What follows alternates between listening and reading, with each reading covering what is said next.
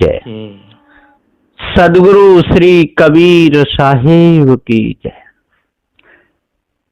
बंदी छोर सदगुरु श्री कबीर साहब जी, मेरे हृदय मंदिर के आराध्य परम पूज्य सदगुरु श्री महान साहब जी, पूजा के योग सभी संत समाज और हमारे साथ में रहने वाले श्री गौरव दास जी और मधुरेश्वर दास जी, कितना अच्छा। और परवीन भाई हमारे साथी, कितना अच्छा विचार हृदय में धारण करके और सत्संग की तरफ उनका झुकाव है। तो जो भी सत्य न्याय के पथ पर चलता है उसके हृदय में कालमा नहीं रहती। कालमा कहते हैं बुरा भाव, बुरे विचार, गंदगी, चोरी, हिंसा, विचार की तरफ लक्ष्य रहना, दूसरे का बुरा सोचते रहना, गिरे हुए को गिराना, उठे हुए को उठाना, ये सब कालमा है। जिधर ज्यादा लोग हों उधर बोलने लगना, दीन गरीबों को अति दुख देना, ये सब कालमा है। इसको दूर करना चाहिए। आग लगी है, बहुत भारी आग लगी है, आग लगी आकाश में और झरझर गिरे अंगार।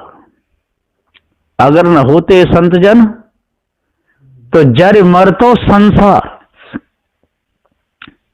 कहा भी है संत गुरुजनों ने, गगन में आग लगी बड़ी भारी, गगन में आग लगी बड़ी भारी, आग लगी बड़ी भारी, गगन में आग लगी बड़ी भारी, गगन में आग लगी बड़ी भारी। धरती जर गई अमर जर गया, धरती जर गई अमर जर गया सकल पसारी। हाँ, धरती जर गई अमर जर गया सकल पसारी। चांद भी जर गया सूरज जल गया, चांद भी जर गया सूरज जर गए 9 लाख तारी। गगन में आग लगी बड़ी भारी, गगन में आग लगी बड़ी भारी, आग लगी बड़ी भारी, गगन में आग लगी बड़ी भारी, गगन में आग लगी बड़ी भारी, गगन में आग लगी बड़ी भारी। हाँ, ब्रह्मा जर गए, विष्णु जर गए, शंकर जरा लटधारी। ब्रह्मा जर गया, विष्णु जर गया, शंकर जरा लटधारी। राम भी जर गया, लक्ष्मण जर गया, राम भी जर गया, लक्ष्मण जर गया कृष्ण मुरारी। गगन में आग लगी बड़ी भारी, गगन में आग लगी बड़ी भारी, आग लगी बड़ी भारी, गगन में आग लगी बड़ी भारी, गगन में आग लगी बड़ी भारी, गगन में आग लगी बड़ी भारी। हाँ, गंगा जर गई यमुना जर गई, गंगा जर गई यमुना जर गई, जरी सरस्वती प्यारी। गंगा जर गई यमुना जर गई, जरी सरस्वती प्यारी। वेद भी जर गया शास्त्र जर गया, वेद भी जर गया शास्त्र जर गई गीता नारी। गगन में आग लगी बड़ी भारी, गगन में आग लगी बड़ी भारी, आग लगी बड़ी भारी, गगन में आग लगी बड़ी भारी, गगन में आग लगी बड़ी भारी, गगन में आग लगी बड़ी भारी। 3 लोक का हुआ खात्मा यो युग 4 विचारी। तीन लोक का हुआ खत्मा और युग चार विचारी। कहीं कबीर सुनो भाई संतो, कहीं कबीर सुनो हो संतो, बच गए संत अधारी गगन में आगे लगी बड़ी भारी। आगे लगी बड़ी भारी गगन में, आगे लगी बड़ी भारी गगन में, आगे लगी बड़ी भारी गगन में, आगे लगी बड़ी भारी। सदगुरुदेव जी कहते हैं कि इस संसार में बहुत बड़ी आग लगी हुई है। इस आग में सारा संसार जल रहा है। सतपथ पर चलने के लिए कोई तैयार नहीं, विवेक विचार की बात सुनने के लिए कोई तैयार नहीं। जब संत गुरुजन सत्य न्याय की बात कहते हैं तो लोग मुंह ऐंठ ऐंठ करके चलते हैं, और जब भरम भूल भरी बातों को जो माया भी गुरुवा कहते हैं तो लोग कान लगा लगा के सुनते हैं और 10-10 को अपने साथ में भी लाते हैं। भीड़ हो जाती है, सुनने वाले इतने हो जाते हैं कि उस प्रांगण में बनते भी नहीं, इतने हो जाते हैं। और सत्य का उपदेश देने लगो, कहने लगो भैया माता पिता की सेवा करना, सत पथ पर चलना, जड़ाध्यास को छोड़ना, जो कारीगरी आपने की है उसकी पूजा छोड़ना, जो कारीगर है चेतन जीव है उसकी पूजा करना, माता पिता ने आपको जन्म दिया उनकी पूजा करना, संत गुरुजनों की पूजा करना, आरती वंदना करना, तो लोग मुंह ऐंठ ऐंठ करके भाग जाते, लपसी जैसा मुंह बना जाते, चटनी जैसा, कि ये कैसी बात करते हैं, कैसे महात्मा।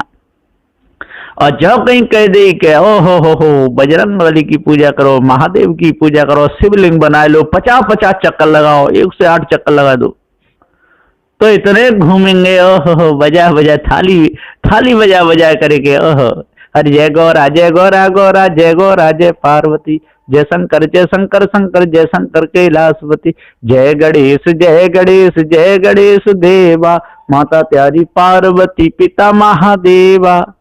है तो खूब एक दयावंत और 4 भुजाधारी, एक दंत दयावंत 4 भुजाधारी, माथे पे सिंदूर सोहे चूहे की सवारी।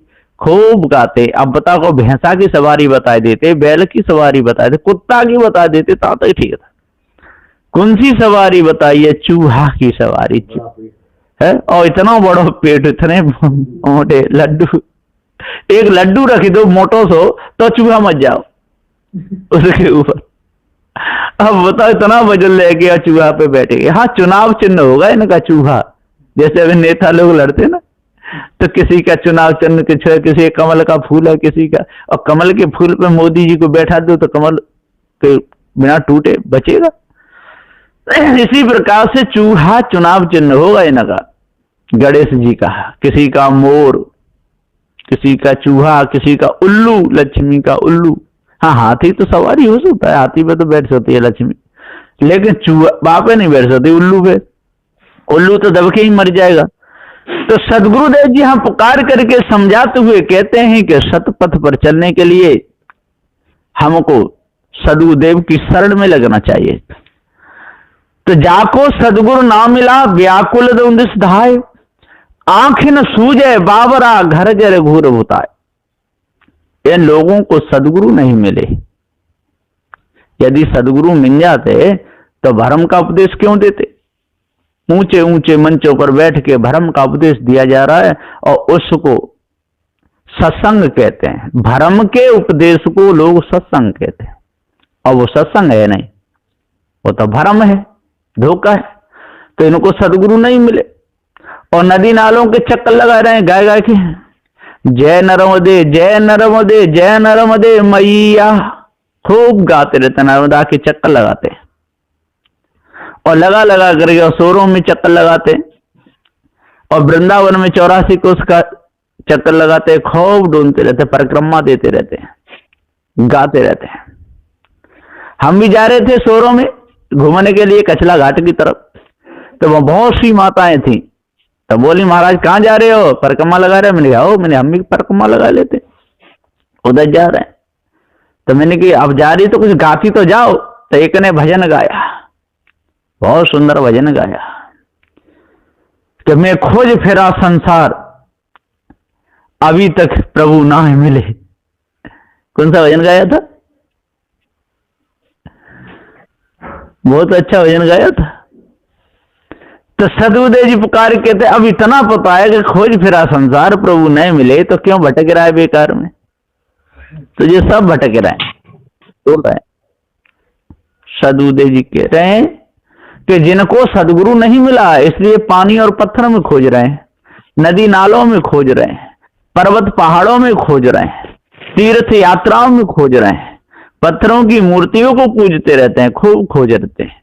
तो जाको सदगुरु ना मिला, व्याकुल दऊ दिस धाय, और व्याकुल होकर के 10 दिशाओं में खोज रहे हैं, पूरा पश्चिम उत्तर दक्षिण ऊर्ध अर्ध ईशा नैऋत्य वायव्य आग्नेय, ये 10 दिशा हैं, इनमें खूब खोजते रहते हैं, चित्त मन बुद्धि को लगा देते हैं, अहंकार में आकर के नंगे पैर घूमते हैं, नंग धड़ंग घूमते हैं, खूब तपस्या करते हैं, ठंडी में गर्मी में वर्षा में खूब करते। उत्तराखंड में जाकर के पर्वत पहाड़ों की कंदलाओं में बैठ करके खूब करते हैं, और वृंदावन में जाकर देखो तो राधे राधे राधे राधे राधे राधे, साइकिल में भी घंटी की जरूरत नहीं, राधे राधे कहते तभी बज सकते हैं, घंटी बजाते रहो कोई नहीं सुनेगा।